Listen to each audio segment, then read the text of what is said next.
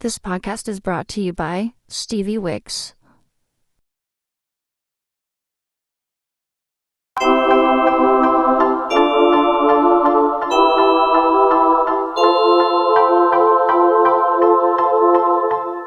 Excuse me.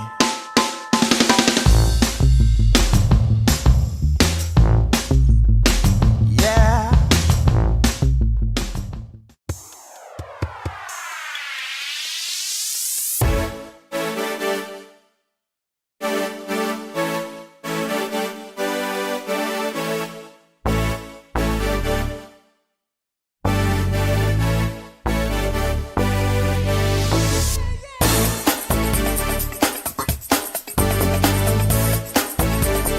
Okay, thank God. Now we're recording. Okay. Okay.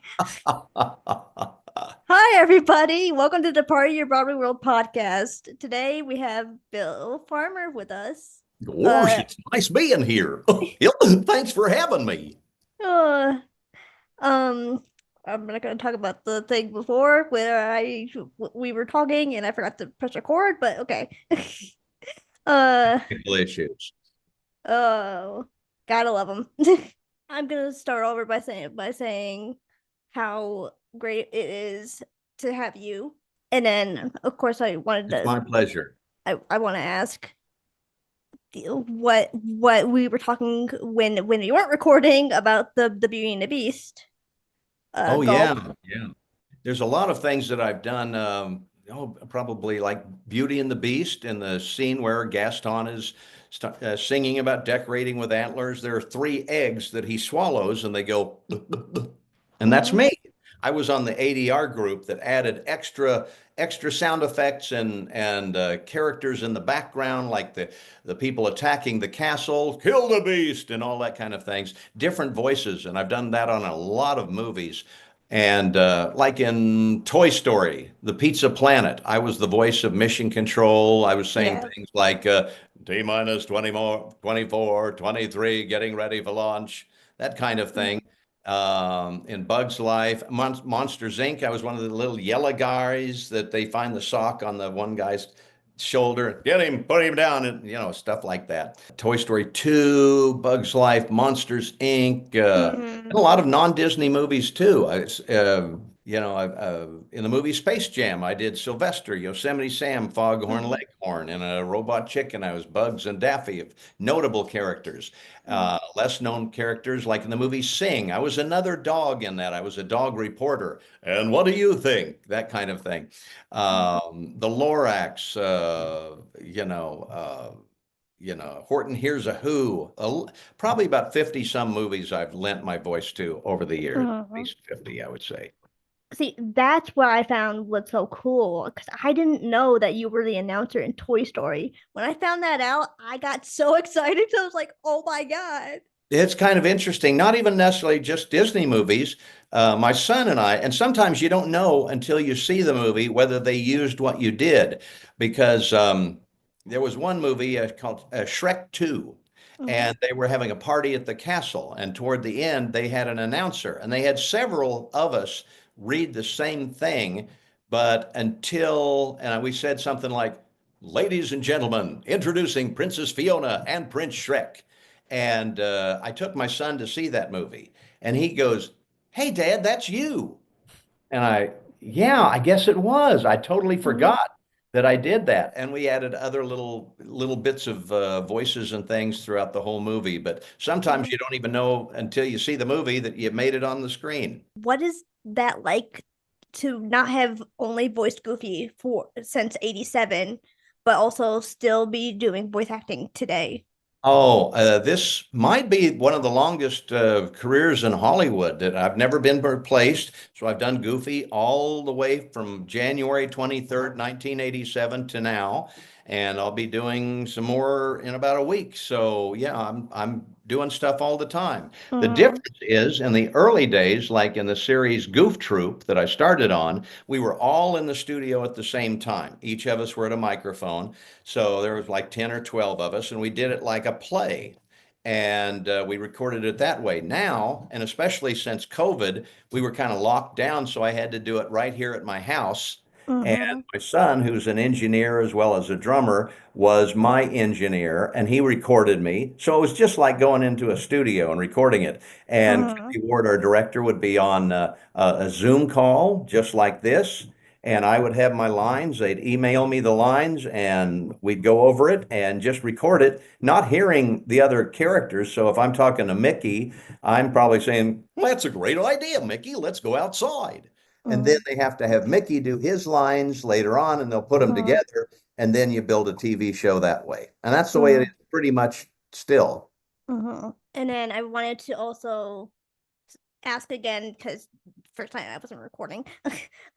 What with Goofy and Max's relationship? I mean, in the Goofy movie, it's a little rocky at first Yeah. because he's like a teenager at this point. And he's like, and you know how teenagers are. What was it like to step into that? Oh, it was amazing. Jason Marsden, who voiced Max, he was a teenager at the time. He was no older than Max was, pretty much about 18, I guess, and but a fantastic actor.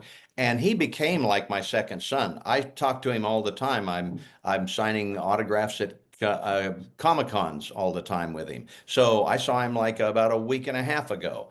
We're still good friends. We recorded recently for the 30th anniversary of a Goofy movie, a thing where they found a car that looks like Goofy's car. It was a 1977 Pacer, and they painted it up to look like Goofy's car. And Mm-hmm. I got to drive it around, and they would ask us questions, and then they'd do a kind of a interview, and that's on YouTube. Mm-hmm. And it was just great to relive that kind of feeling with Jason. And Mm-hmm. we built a good relationship by doing the lines together and sometimes separately.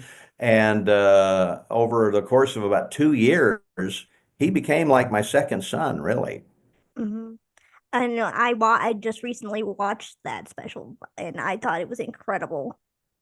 I just It thought was it was totally nuts. I actually drove that car around Glendale, California, not too far from here. mm, And it wasn't a very good car because every mm, time I take my foot off the gas, the engine would die. And we were following a truck that was filming us. So I either had to hit the accelerator, and in fact, I could, if I'd pushed harder, I would have hit the truck, but I had to ride the brakes at the same time because if I took my foot off the gas, the car died. So inside, it wasn't that good a car. On the mm, outside, it looked perfect. mm.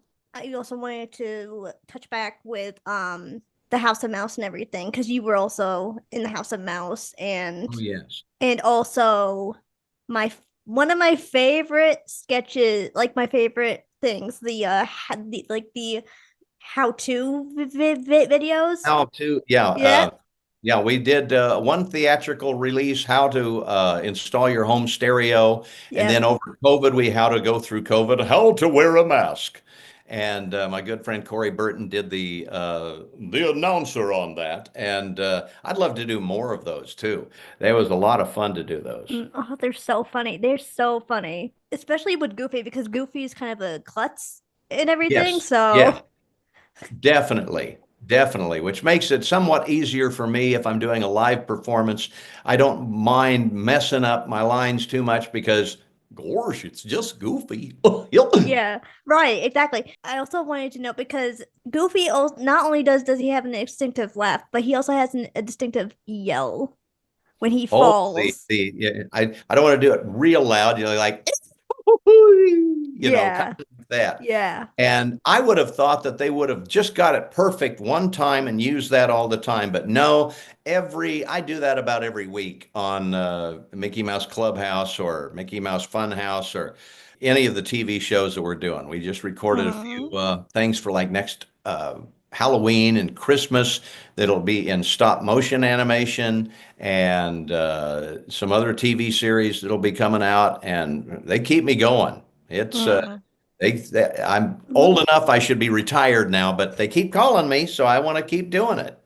I mean, that's just a dream come true. It's just a dream come true to keep doing it for so many years. I never had envisioned in my whole life that this would be like, 3,500 shows and still doing it after all these years.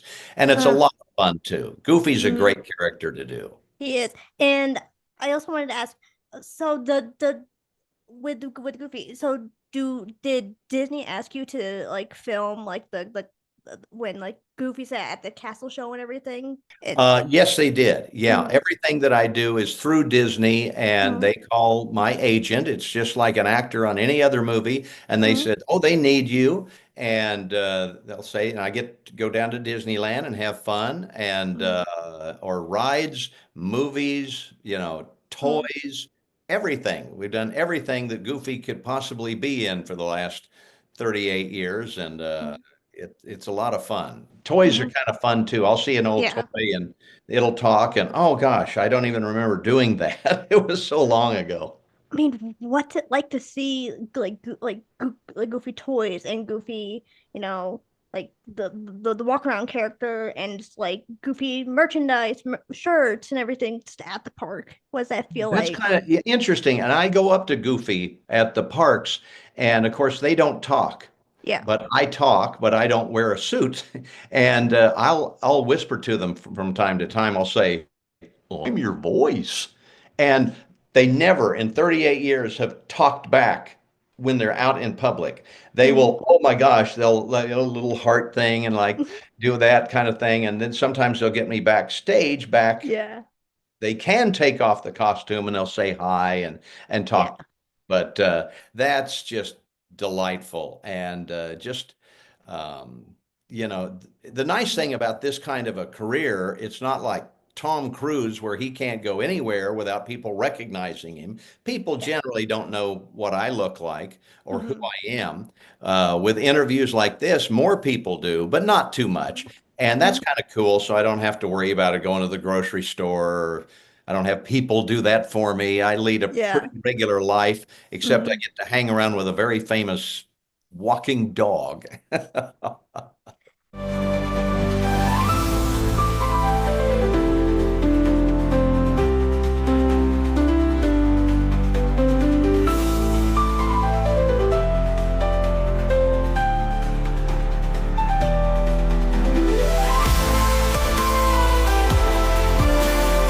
I I took classes from a guy named Dawes Butler when I first came to, and he was when I came to California, and he was a great voice actor. He did all of the Hanna-Barbera stuff, Yogi Bear, Huckleberry Hound, Captain Crunch, Snagglepuss, all of the Hanna-Barbera ones he did, and he gave lessons. And the main thing that he told me, he said, now always remember, it's not voice acting, it's voice acting. Hmm. Concentrate on the acting. The Hmm. voice will follow it. You either have the voice or you don't, but the acting you can improve upon. Hmm. And you can also work on the mannerisms, and that's a big part of the overall impact of a character. So it's not just the voice. In your own words, like what does Goofy like because you voiced him for so long, like what does he mean to you Oh after gosh. voicing him? Uh, it's changed my whole life. I mean, I've been doing the voice longer than I haven't been doing the voice. And it's such a big part of my life. I'm so honored that I'm still getting a chance to do this. And the fans, especially when I do Comic Cons, are so important because they'll come up and they'll say, in a Goofy movie, when I was a kid, I kind of sided with Max, and now I've got kids and I side with Goofy. I see his point of view. People do that. It's kind of a big circle of life. And, Mm, or they'll say, I couldn't talk to my dad, and we had a Goofy movie, and that became our movie. And I understand him more, and he understands me, and we bonded through that movie. And that mm, just, you can't compete with that. It was just an amazing feeling and still is. I just love hearing the stories that people tell me about how important these characters are. mm, So I want to switch gears a little bit because I would like to ask, what advice do you have for aspiring voice actors? Okay, first of all, it's a very competitive business. There were over, as I understand it, about 1,100 different people that tried out for Goofy when I did. So the odds of getting it are what, 1 in 1100. That's kind of like playing the lotto for your living. Um, and it's still that way. I did a show called Amphibia where I play a character named Hop Pop. And the young frog named Sprig was when they wanted to find that voice, they had over 1,600 different actors that they listened to for that one run. How many for Hop Pop, I don't know, but they like mine. And even today, if I do 1 out of 100 auditions that's not goofy and I get it, that's a good number. It's Mm-hmm. very competitive. Don't give up. Do it because you love it and you want to do it, not because you're going to make a lot of money and a big career. In fact, I always tell that people will say, what do I need to do to get going in this business? And I say, get rich parents. That'll come in so handy. I wanted to touch base on something we talked on like off camera. Because you said like that the Goofy movie is getting a following. A Goofy movie has become a cult classic over the years. What was your first initial reaction when you first read the script? Oh, when I read the script, we actually recorded on and off for over 2 years, and a lot of the characters in the movie, or several of them, they didn't go on. For example, something that I just learned about a month ago that I didn't know, that Pat Carroll, who did Ursula in, I mean, The Little Mermaid. A Little Mermaid. Yeah. She was in a Goofy movie. And if you see in the section of the movie where they're on the open road, the song The Open Road, Mm-hmm. she's this big woman with this little guy. And she goes, yeah. And as I understand it, that is Pat Carroll. But we had more scenes with those two characters that we read the script for, but that didn't make it in the movie. It was something they figured, no, that's not funny enough, or it didn't work for some reason. And there's several scenes like that. So when I read the script, I only would get like a scene or two, and we'd do it that day. So I didn't get a real feel until I actually saw the movie, and I got to see it. It was still kind of uncolored, and it was in kind of what's called pencil test. But I got to see it in Walt Disney's own screening room in the animation building on the Disney lot. And my son got to go, and he was around 5. And Michael Eisner was there, and Roy Disney, and all these big executives. And I was thinking, oh, I hope they like this thing. I hope I do too. And after the movie and the lights came up, my son was crying a little bit. And I said, what's the matter, buddy? Didn't you like the movie? And he goes, well, when Goofy went over the waterfall, I thought that was you. So I knew it had heart from that. And if he liked it and he knows me so well, I thought that the public would like it. And they certainly did. Mm. I mean, it's no secret that this movie is very special to a lot of people, and I hope that you know that like it's special. It's special to me. I love that movie. It's one of my favorites, and it means so much to me. Oh, I'm so glad to know that. And because it was always a good movie, and there's a few movies out there that are kind of like that. They didn't do necessarily that great in the theater because people didn't know about them or whatever. Like the Nightmare Before Christmas did not do well in the theaters, but over the years, people found it and fell in love with it, and it's considered a classic, as is a Goofy movie. And I mean, the songs last week were at number 5 on iTunes, on Disney Plus. Number 1 was a Goofy movie. Number 2 was Not Just a Goof, the documentary. And even an extremely goofy movie, the sequel, was number 8. So that's all in the top 10 in movies and in music. That's unheard of 30 years after the movie came out. Last year, Funko did a Goofy movie board game. I don't know of any other movie that they've done that with that's been that old, unless it's an old classic or something. But It's amazing, and it's the number one thing people talk about at Comic Cons. Well, that was my next question. It was like because the movie wasn't well received at first, but it has grown into a beloved classic for some people, for a lot of people actually, me included. How does it feel seeing a new generation discover it? Oh, it's totally amazing. It didn't do that bad when it came out. It actually doubled its production, which is good. And these days, that's tough to do because they're so expensive. I think the movie cost $18 million to make. And now they can be $200 million. And so they got to make that much money to even break even. But we made like 36 million in the theaters, and then people started finding out about it, and then they started watching when it came out on VHS and would watch it at home, and that's when it really found its audience. I think a lot of people didn't know about it or know anything about it and didn't go see it in the theaters, but then found out about it and, oh, hey, this thing's pretty good. And it's continued to rise in popularity for the last whole 30 years. I'm sorry it took 30 years to get here, but better late than never. Right, exactly. Because I didn't come into the Goofy movie till much later, like 2001 or 2002 or something like that. And that was around the time of like of House and Mouse and everything. So Right. I was really into House and Mouse, and then I stumbled upon the Goofy movie, and I just loved it. Yeah, it hits your heart pretty hard, really, and it's just everyone can relate to it too. Hmm. Everyone can relate to the way you relate to your parents, and it kind of even watching Goofy and Max go through their troubles and come together.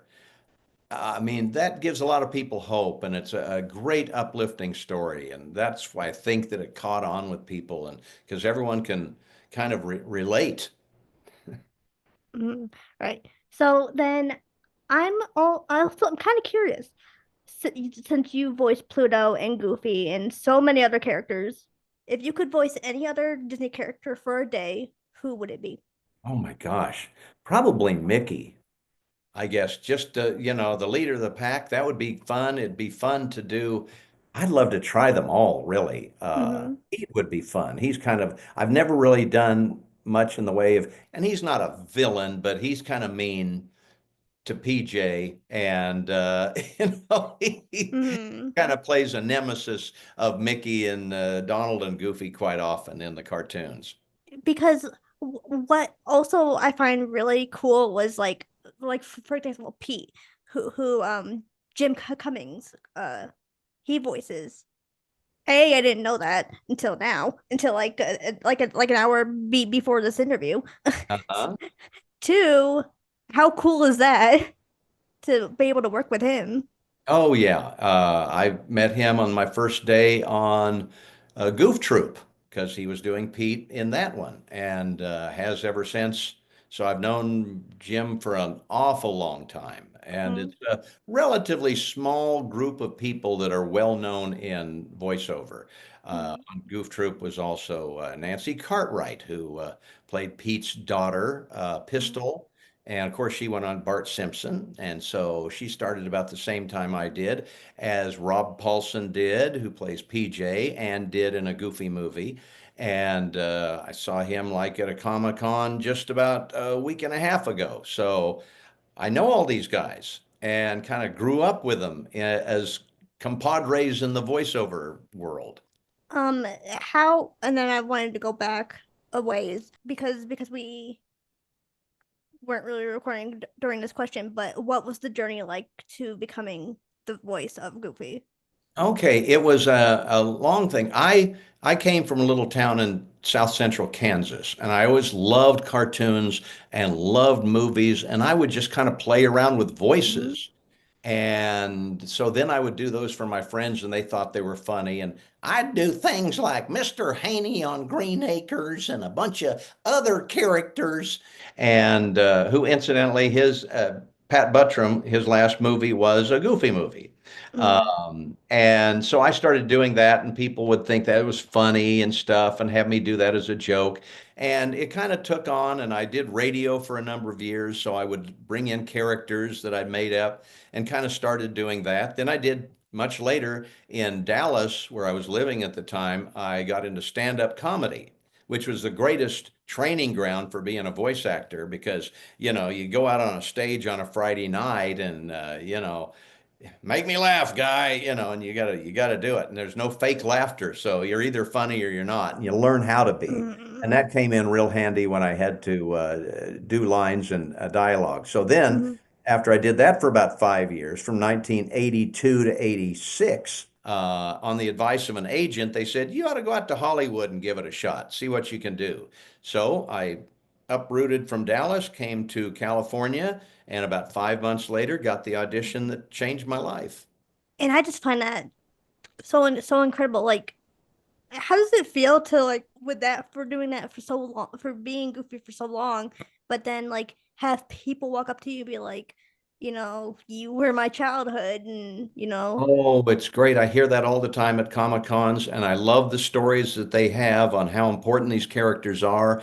And what did I do that, gave them a childhood? And they relate how they love these shows and love the characters and everything. And Goofy's pretty lovable. I think the most lovable of the characters. yeah. And I loved him too. He was my favorite Disney character when I Mm, was a kid. And mm, maybe that's why I practiced the voice a little bit more or something like that. But mm. it's great to hear, and I'm going to keep doing Comic Cons. Just if I love everyone's story. Oh, just as a personal favorite of me. Like, if Disney's like listening in, can we bring like House of Mouse to Disney Plus, please? House of Mouse to Disney Plus. I would love to see that. I had a lot of fun doing House of Mouse. That was originally Mickey's Mouse Works was the Yeah. original show, and then they kind of put the interstitial parts on as the House of Mouse. And yeah, there's some great cartoons in there. Mm-hmm. I'd love to do. I'll see if I can talk to someone, but they don't listen to me usually. So, well, but write in, say, hey, we need House of Mouse on there. Maybe they will. Yeah. I would hope so, or just bring it back on Disney Channel. You know. Yeah, Yeah. maybe we need to do that. Yeah, Yeah. Because like I said before, that's the one I grew up on was House of Mouse. I was yeah, like 6 years absolutely. old when that came out, and I loved it. Would that ever would House of Mouse ever make a comeback? It could. It could. I don't see why it couldn't. I think they think in business terms and um, do they show the reruns? Do they do new ones? I guess, I don't know how all that works over there, but Mm, I just kind of go in and bark like a dog or say gorge, mm, mm. and that's my part. So then, lastly, if Goofy could give one piece of parenting advice to our listeners, what would it be? If Goofy was giving a piece of advice, he'd probably say, Gorge, whatever happens, just be happy and nice to people. It makes the day go much better. Oh, oh my goodness. Well, thank you so much, Bill. Oh, my pleasure. Thanks for having me on. Where are you located? Where are you Um, at? I'm in Michigan, actually. In Michigan. Yep. Okay. Very Although cool. you can't see the shirt, There I but can. Very cool. Well, thanks for having me on. Oh yeah, there you go. Goofy, there he Very cool. is. Very cool. I Goofy. don't know if you can see this shirt. This is one. It's got like all the characters from a Goofy movie on it. I was going to ask about that shirt. Yeah, I thought it would be appropriate for this interview. I love that. I was going to ask, but I wasn't sure because I couldn't quite see. But now that Yeah, I've seen it, best camera. oh my goodness. Oh, well, Well, I'm uh, glad we got all the stuff and the stuff we missed, and hopefully, yeah, we got to tape all of hopefully, this stuff. uh, well, guys, thank you guys for joining, and I will see you guys next time. Bye, Oh. guys. Hi, this is Bill Farmer, the voice of Goofy and other characters. You got to watch the Heart of Your Broadway World podcast right here. It's going to be fun.